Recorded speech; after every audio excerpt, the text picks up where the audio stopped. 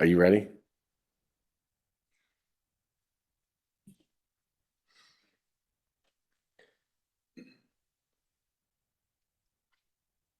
This is the Board of Zoning Appeals meeting of Thursday, May 25, 2023.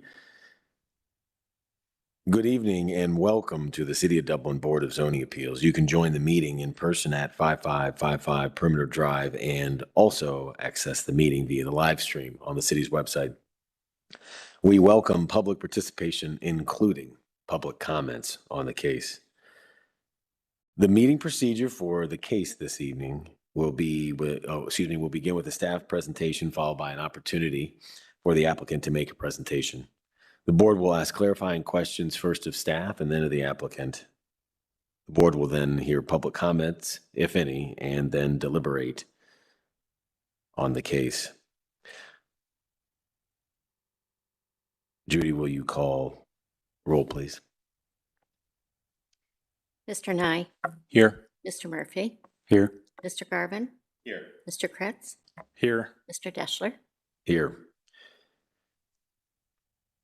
Move next to the acceptance of documents and approval of minutes from the meeting of April 27, 2023. Do we have a motion? I so move. Second, please. Second. Roll, please. Mr. Garvin. Yes. Mr. Kretz. Yes. Mr. Murphy. Yes.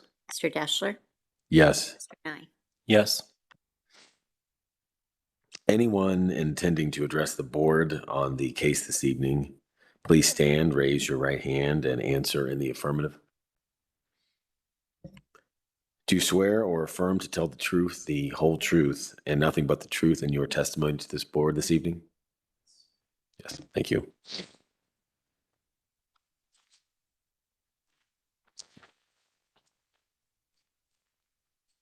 Okay, for our case this evening, this is the Hellfrich residence at 5290 Locust Lane, case number 23-0037V for a non-use area variance.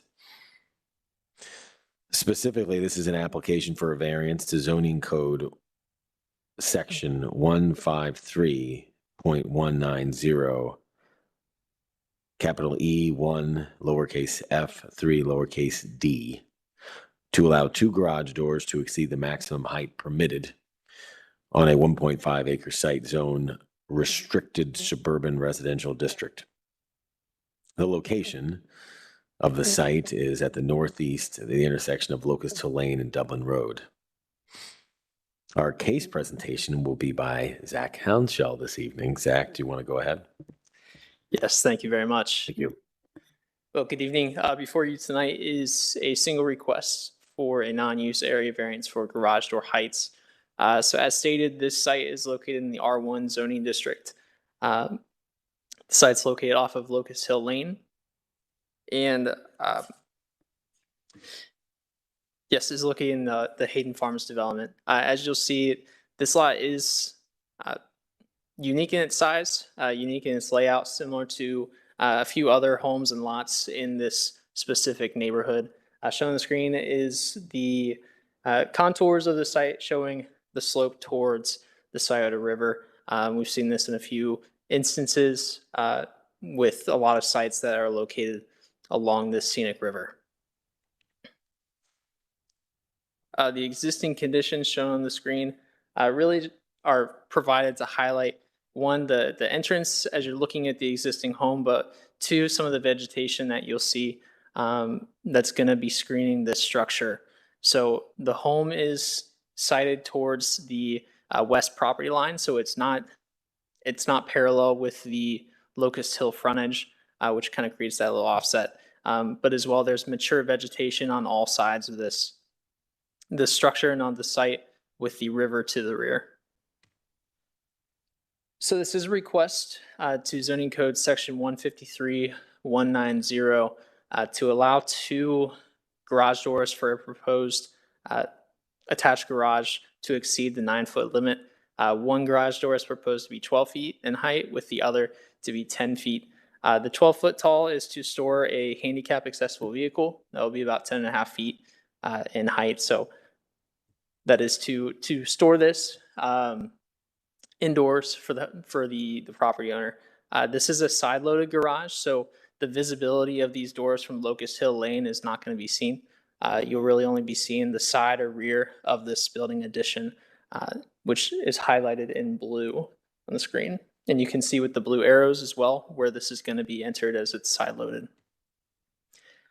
These elevations are just to show you kind of the renderings of what this is proposed to be built as. You can see the 12-foot is located centrally on the north elevation, which is facing the rear property line, and then the 10-foot just to the side of it. And then the west elevation is to show you generally what can be seen if you were to look from Locust Hill Lane, which is the front property line.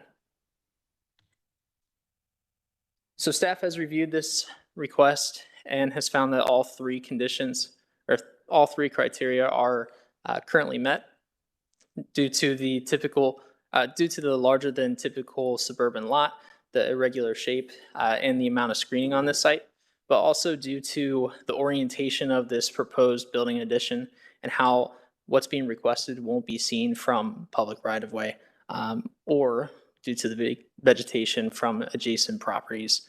At the time that staff had provided this recommendation, we were under the impression that the 10-foot was just for to bring the 12-foot door to make it look less large for the home. The applicant will speak a little bit towards this as we've got new information this week. This is also tied to the handicap needs for this property owner. And then additionally, staff has found that 3 of the 4 criteria proposed are met, which 2 of the 4 are required to be met. So with that, staff is recommending approval.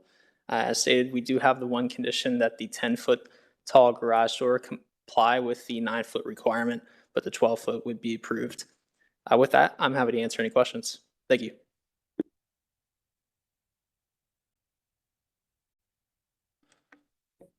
Do we have any questions for staff? Yeah, I noticed that there's a home at the end of the cul-de-sac on Locust Hill, which also has garage doors, which don't seem to meet those requirements. Do you know if that was a result of a variance granted, or were they grandfathered in for some reason? Yes, that was a result of a variance back in 2018. Do you recall what the reason for the variance was? The request was similar, as it was for handicap accessible vehicles. Okay, thanks. I think so. Is that the Boren residence? Correct. Okay. Jason and I were on the board at the time. They had a handicap accessible van, and similar, the city was suggesting they park it several miles away and go get it every day and bring it back. Sounds bad when you say it like that. It's not bad. It's Do- the same 4th criteria, right? Joel, any questions? You good right now? No questions. Zach, help me out. Can you go back to the condition again? I want to make sure I'm clear what the city is wanting. The 9-foot portions are. Yes. So to clarify the condition, so this would be the recommendations to approve the 12-foot, but to require the 10-foot tall garage door to meet the maximum height requirement. So it would just be for that one door. So the far right one, dropping it down by a foot size-wise, is that correct? That'd be correct. So on the north elevation, it'd be the right garage door. Okay.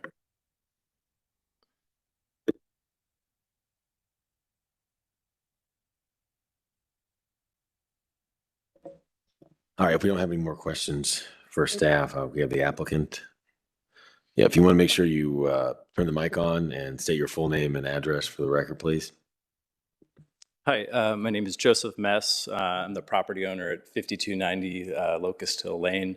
Helfrich is my wife's last name. Zach basically mentioned everything. Essentially, the 12-foot garage, the purpose of that is basically we have a family member that we're wanting to get like a Sprinter van to be able to equip that. And like Zach mentioned, you know, the 10-foot garage is somewhat for aesthetics, just so that, you know, we don't have a big, large 12-foot garage and then have a smaller garage. We're going to have a second garage, regardless of, what is allowed, what you guys decide. But we were also hoping that it does give us the flexibility to have, perhaps a second vehicle. A lot of times Sprinter vans start out at 9 feet, so it's kind of real, questionable as to whether 9 feet or 10 feet would be, large enough to store a second vehicle. So that's essentially why the 10-foot garage is, 12 inches taller. So.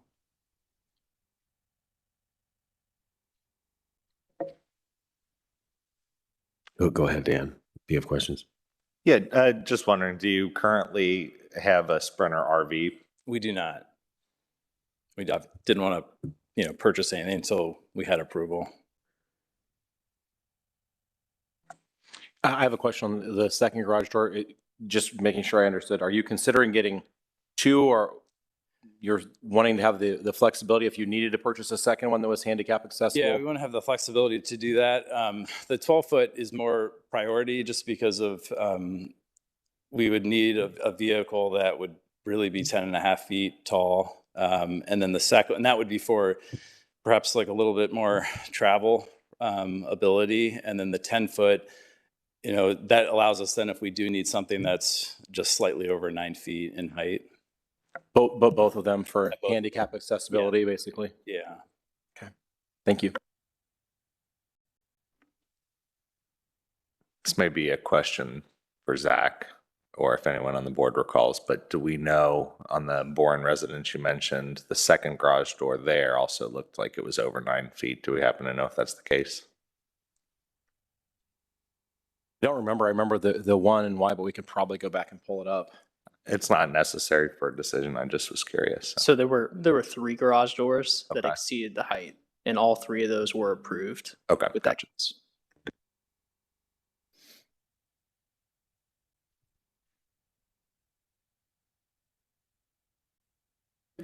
Joel, anything? No questions.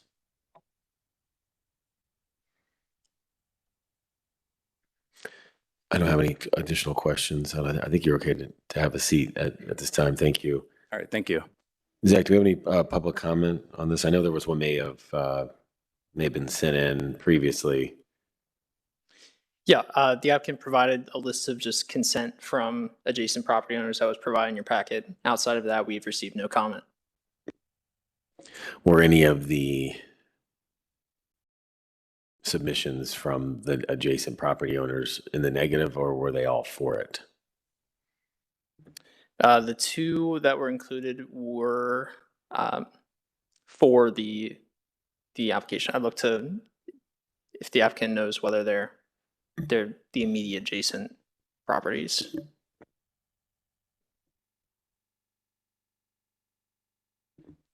And I can look at that as well.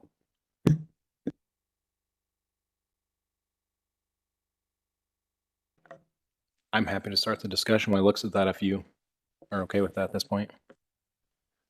Yeah, see, it looks like 5290 Locust Lane. Do not have any objections. And then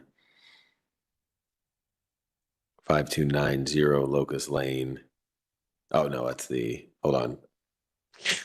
Well, I'm trying to read this consent on the go here. It looks as if 5300 Locust Lane does not have any objections, and 5280 Locust Lane does not have any objections to the property, which is 5290.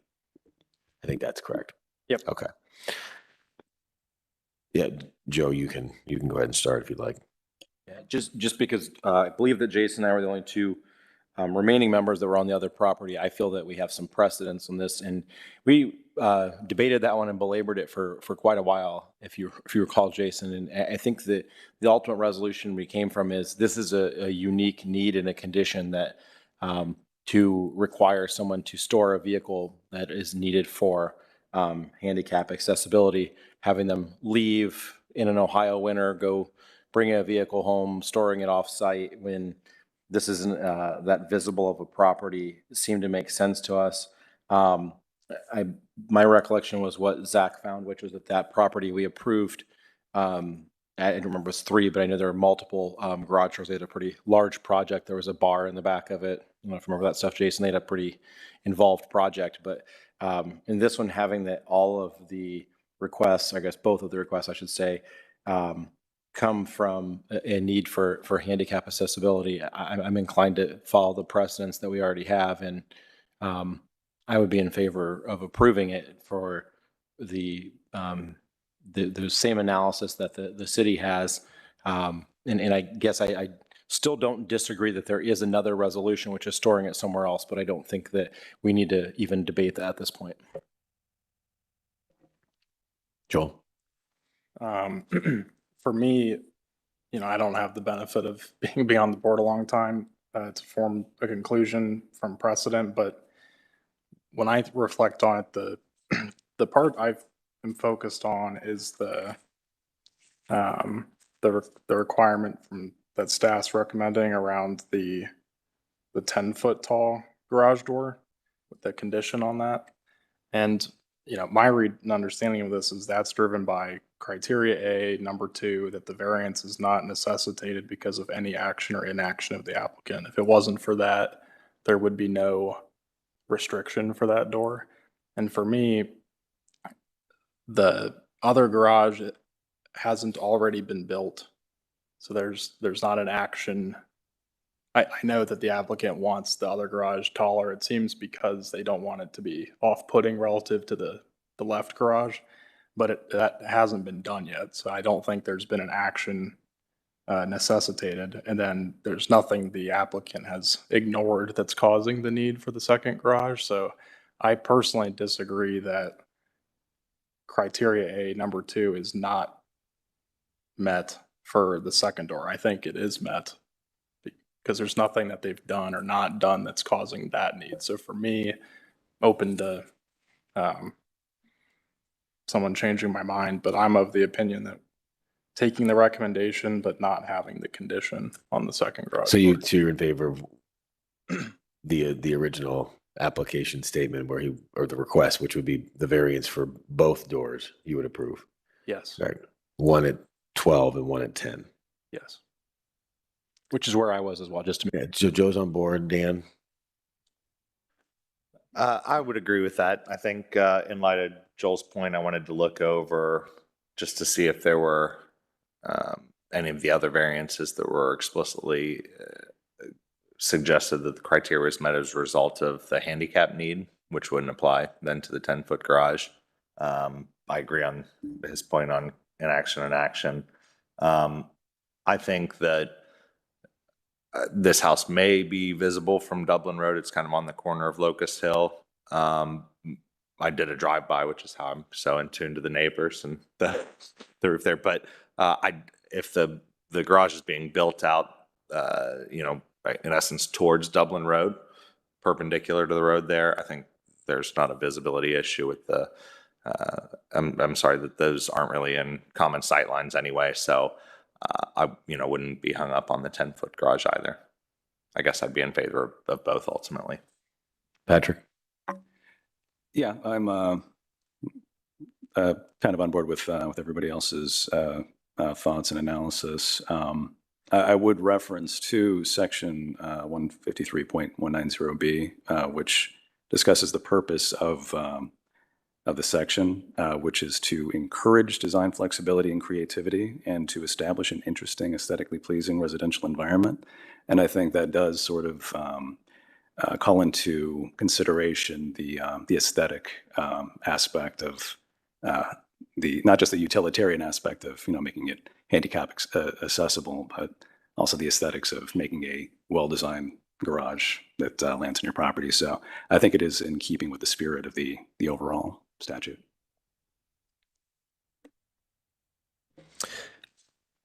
Yeah, I'm in favor of both of these being approved.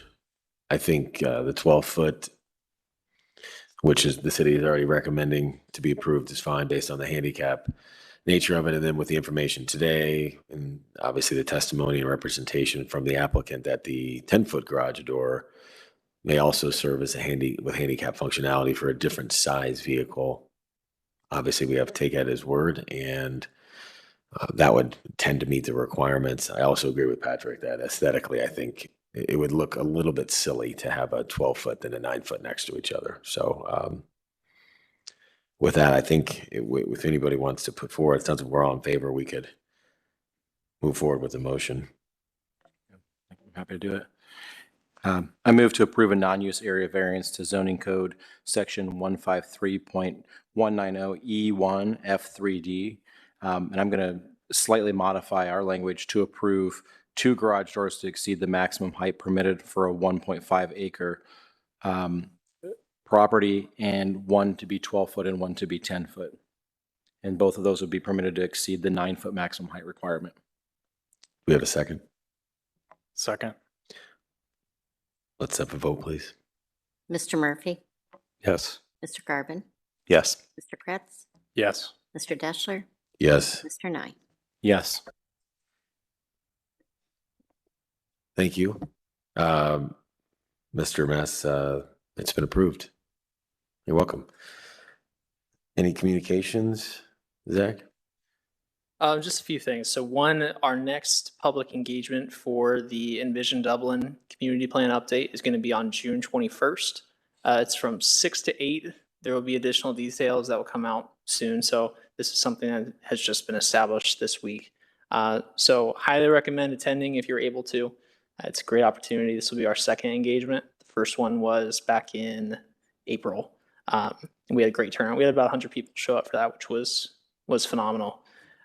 Second thing, and this is just to follow up on kind of trends that we've seen with the BZA board, and then directives to make changes in code. So one, which you might have overheard at the joint session, was we recently adopted a neighborhood design guidelines document. A lot of that comes from discussions that we've had about outdoor amenity space. So it's a guideline to shape planned districts to accommodate both buildable area for a home, but additional outdoor amenity space for patios and any of the such. So if you are interested, we'd be happy to, Sarah Holtz, the planner that took that forward. So we'd be happy to do just a short presentation about what that is and run through that document. If that's something that you all would like, we can certainly touch base afterwards. And then we're still moving forward with the open uncovered discussion. Just to give you all, there's an end hopefully near. The goal with this, that just a general overview, we took it to Planning Commission at the last meeting. The intent is to remove any reference to open or uncovered and just make it very black and white in terms of X is permitted, Y is not. So this eliminates any sort of variability in interpretation and makes it more direct. So once I have more direction and a date that we're taking that to council, I will keep you all posted. But outside of that, that's all I've got. Appreciate it, Zach. Do we have any applications for June? So we do have one. So we will have a meeting next month. I believe should be the last Thursday of the month, but we will have a meeting. Okay. Great. Well, with that, we will be now adjourned. Thank you.